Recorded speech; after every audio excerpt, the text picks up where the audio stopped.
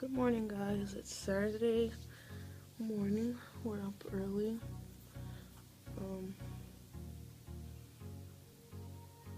It's only it's not even 6 a.m. yet. So, yeah, me and little guy are up.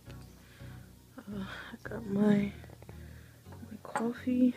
I don't really put milk in my coffee. It just has, what I used to do is put, like the Hershey's, like the hot chocolate in it. And you don't have to add any sugar or anything. It tastes really good that way, but we just had the cocoa powder, so I just put that in with a little bit of sugar. That's what I'm drinking to start this morning. And little guy is up. Say good morning. Say good morning, my love. He's such a happy kid. I love that about him. He's always smiling and, he's never, I'm not gonna lie and say he never has attitude, but he's just like anyone else. He just wants to be fed and be clean and be comfortable, just like we all do.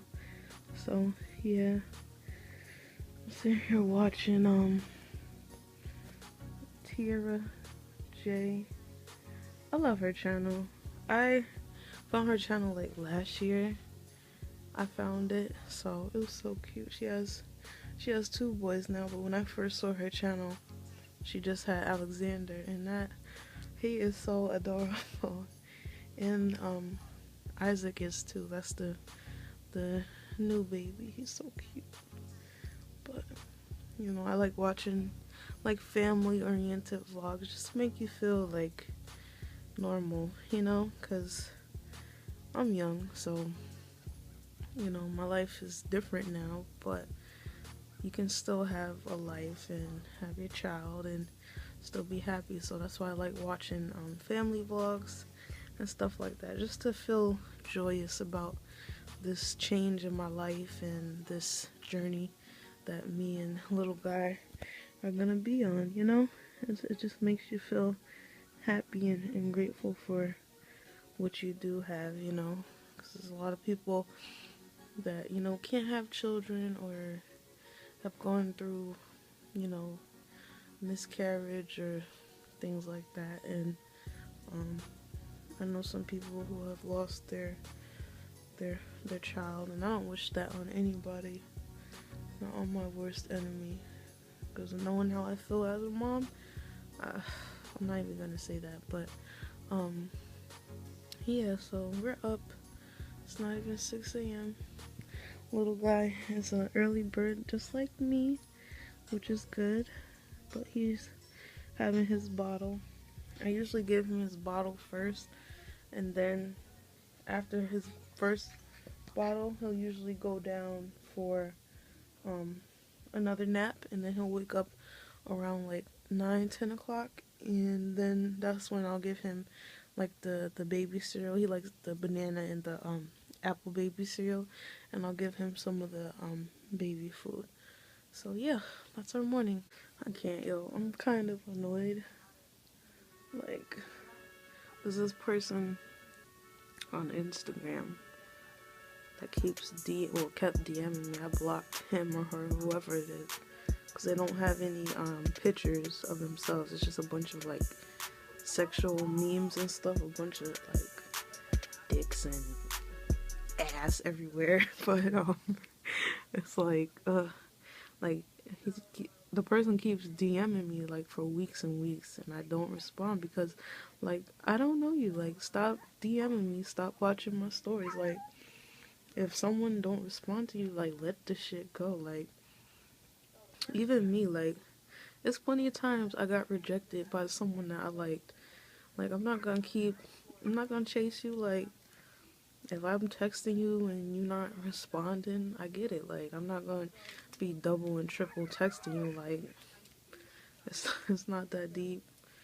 Like, life goes on, man. They be doing too much out here. Yeah, so he's just playing with his toys now. He can sit up on his own now, so instead of putting him on the couch and having him like fall off, I just put him on his little play mat and let him play with his toys. I want to get him some more toys, especially like some developmental things. I was thinking of going to like a thrift store and looking and seeing what they have, just because like kids, they get bored of toys so fast, and you spending money on brand new stuff, and it's like they play with it for like 1 minute and they're over it. So I might go to the thrift stores and check out and see what like toys they have, and just come home, bleach them down, and they're like new.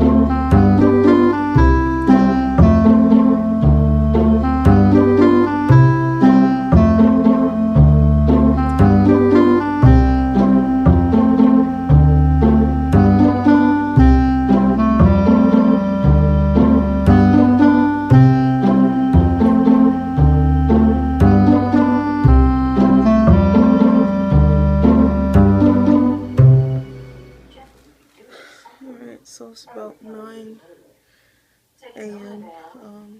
Little guy is sleeping. He went his little poop, took his poop, and he played, and now he's knocked out. So, yeah. This is the time I usually take for myself to just you know, figure out the day and figure out what we're gonna do for the day. I want to take him to the library, but it's I don't know if it's gonna rain, because the library opens at 12 and it's only 9. So if it's not raining, I'll take him to the library just to, you know, get him out the house, give him some fresh air. I don't want to take him to the park, because last time I went, like, the grass wasn't cut, and I don't want to step in no dog shit, so I don't want to do that. So I'll probably take him to the library if it doesn't rain. Yeah, so I'm just sitting here thinking about like relationships and everything, and how everyone has like a story, so to speak. Everyone has like a heartbreak, or you know, everyone's had an experience where they got their heart broken, or they got cheated on, or something like that. And I notice some people like hold on to it, and they just like, that's their narrative for their like life, that's their story, and they bring it with them to every new relationship and people that they meet that are new or whatever. Now, I'm not saying to like forget like what you've been through and the lessons you've learned like along the way, but like I feel like at some point you gotta let it go. Like, you can't make that your life story, like a heartbreak or anything. If someone did you wrong, just like, you know, the world keeps spinning. Just move on from it, you know. And at first I had a tough time dealing with that, but now it's like I really don't care, you know. what's in the past is in the past. Everything basically happens for a reason, and just be grateful that you learned what you learned and that you're mindful enough to move on and not put up with things that you don't deserve really. Um, Sometimes it's not you blame yourself for how the other person acts or what they don't do, and a lot of times it's not about you. It's about them and their own issues that they have within themselves. That's why I never understood why you see these women that stay with men that cheat on them, and yes, you have a family with that person. Yes, you may be married for years and have kids, but it's like at the end of the day, what are you getting out of that? Like, so you've been together for 15 plus years, but he cheats on you, and you know about it, but you let him do it by staying with him. It's like, what, you want a cookie just because y'all been together for so long? It's like, I never understood that. Like, watching Kirk and Rashida on Love and Hip Hop, she was saying how he's hurt her like so many times, and they grew up together and all this and that. But it's like, sis, he's cheated on you on camera, like with no regard. Could possibly, I don't know if the baby is his or not, but that whole situation is sketchy. But he slept with the girl, that stripper girl. Um, you let him take you back. You took him back for that. Like when she got pregnant, he was like saying take care of it, as in to say get rid of it, asking her for a paternity test. Yet he out here making laying down with other women, possibly making babies with them, and he would treat his wife like that, like his woman, someone who's been with him for a while, and would ask her for a paternity test or say that this is not a good time for a child and ask her to get rid of it, basically. Like, that's fucked up, but at the same time, People give you what you let them. Like, people treat you the way you allow them to treat you. like, it's only a certain amount of sympathy you're gonna get from anybody, because it's like you already know what type of person you're dealing with. Like, this is not new to her. Like, how many times have you been through situations where he's embarrassed you publicly, and then they have this whole apology thing? Oh, they're the couple that's been together for years. That don't mean a goddamn thing. That don't mean you gotta sit there and allow him to treat you like you're nothing. Like, she deserved way better than that, but at the same time, I don't feel bad for her anymore, because it's like you're accepting it. That's what you accept, and that's what he's conditioned to realize. Like, okay, I'm gonna do what I want to do. She might be mad for a little while, put me in a doghouse for a few weeks or whatever, but at the end of the day, She's not going anywhere, so I'm gonna still do what I want to do. like, that's the message you send in these men when you say, oh well, I'm gonna hold him down and I'm gonna be with him for years, and we have years together and this and that. Like, that don't mean nothing. It don't mean nothing. Like, and on the recent episodes, like, they had like a divorce thing drafted where she gets the only thing that he wanted, I think, was to still manage her for 2 more years, because they are in contract with management. But the other stuff she could have. That was the draft that they made up. Now, I don't know if they really got divorced or not. I doubt it. I really think she took him back. But it's like you're only gonna get a certain amount of sympathy from people when you know the type of person that you're dealing with, and you keep running back to it. It's like